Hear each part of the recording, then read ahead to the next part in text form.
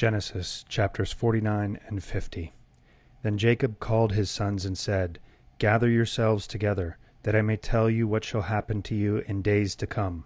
Assemble and listen, O sons of Jacob. Listen to Israel your father.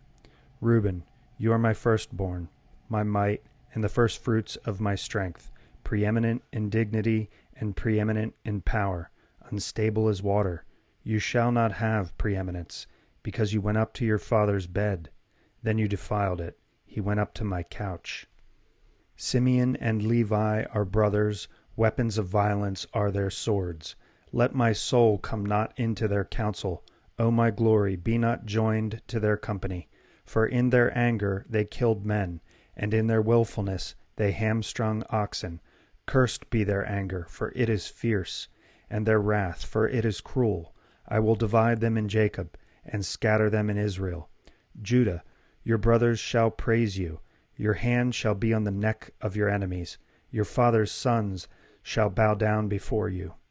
Judah is a lion's cub. From the prey, my son, you have gone up. He stooped down, he crouched as a lion, and as a lioness, who dares rouse him? The scepter shall not depart from Judah, nor the ruler's staff from between his feet, until tribute comes to him, and to him shall be the obedience of the peoples, binding his foal to the vine, and his donkey's colt to the choice vine.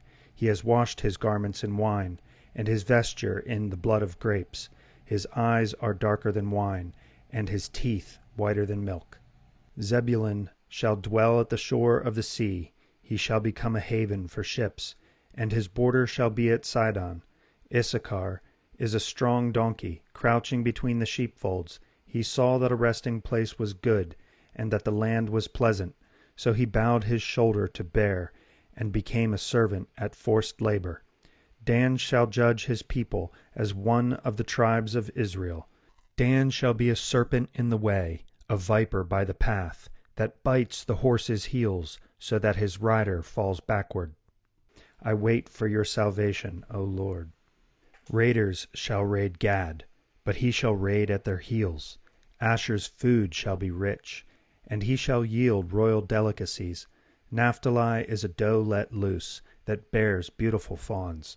Joseph is a fruitful bough by a spring. His branches run over the wall.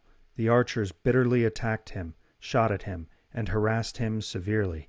Yet his bow remained unmoved. His arms were made agile by the hands of the mighty one of Jacob.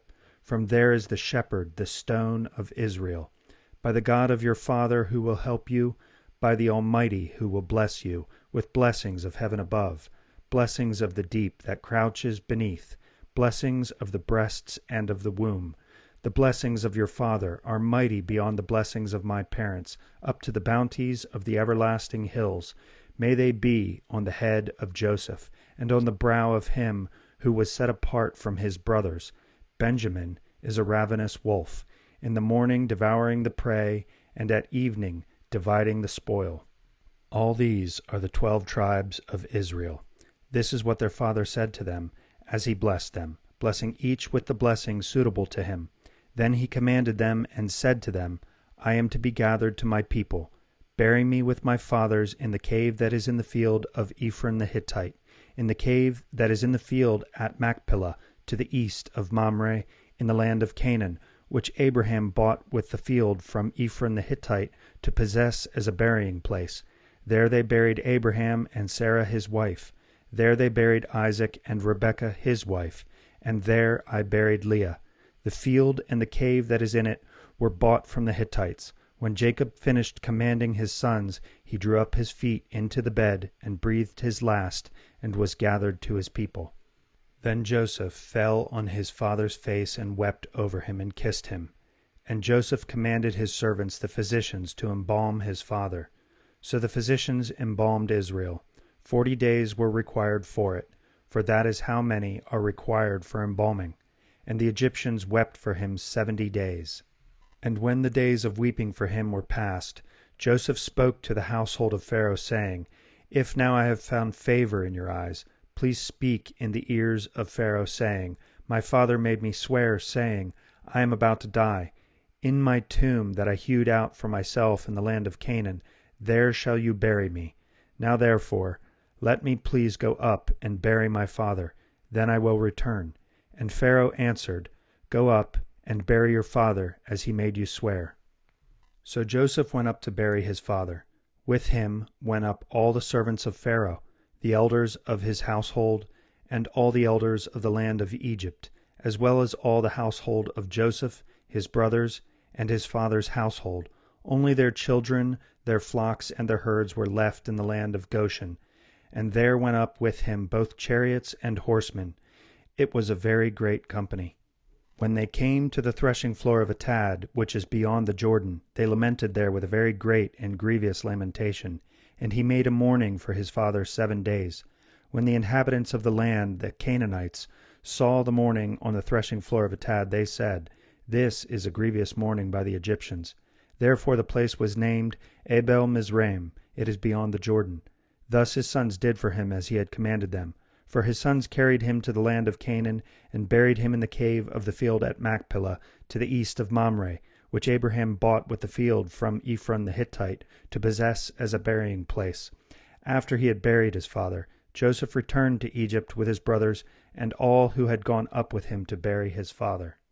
When Joseph's brothers saw that their father was dead, they said, It may be that Joseph will hate us, and pay us back for all the evil that we did to him.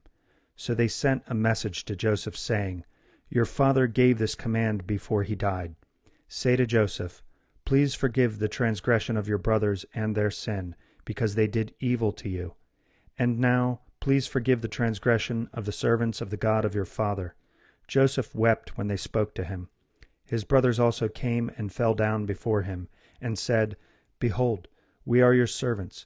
But Joseph said to them, Do not fear, for am I in the place of God? As for you, you meant evil against me, but God meant it for good, to bring it about that many people should be kept alive as they are today. So do not fear. I will provide for you and your little ones. Thus he comforted them and spoke kindly to them. So Joseph remained in Egypt, he and his father's house. Joseph lived 110 years. And Joseph saw Ephraim's children of the 3rd generation. The children also of Machir, the son of Manasseh, were counted as Joseph's own. And Joseph said to his brothers, I am about to die, but God will visit you and bring you up out of this land, to the land that he swore to Abraham, to Isaac, and to Jacob. Then Joseph made the sons of Israel swear, saying, God will surely visit you, and you shall carry up my bones from here. So Joseph died, being 110 years old. They embalmed him, and he was put in a coffin in Egypt.